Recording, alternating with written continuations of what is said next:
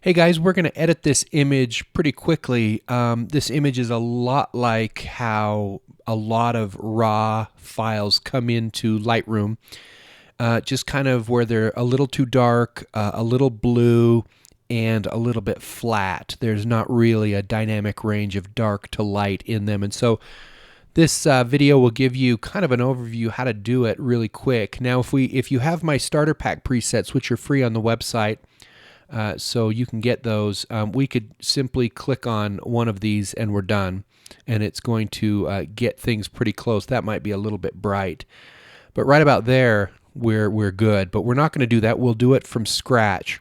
And so the first thing we always want to do is we want to do our exposure. So we want to get our brightness where it needs to be, and the reason is because if we move other settings first, when we change our exposure, those other settings might drift, and so we need to do exposure first so we don't have to go back and redo those other settings. So right there is a pretty good brightness, and then let's get our white balance in, and I'm actually going to make that a little bit warmer. And then I like to find my black point next, and so I hold down my Option key while I drag on the slider, and you'll start to see blacks appear as I drag to the left, and so right about there you start to see them creep in. That means I've got a true black point right through here. And then on these others, the whites and the highlights especially, I can soften how the whites are if I bring them both down, and you'll be able to see that. If I drop them down, I kind of give my image a softer feel to it.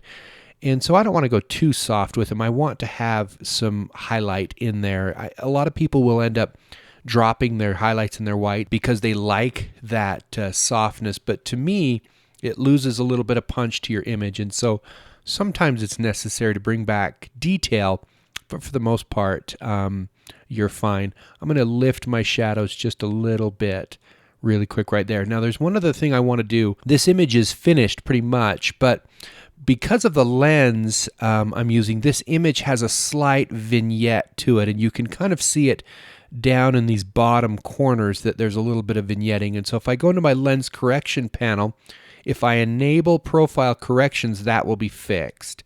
And you see how quickly that fixes that and just brightens up the whole image.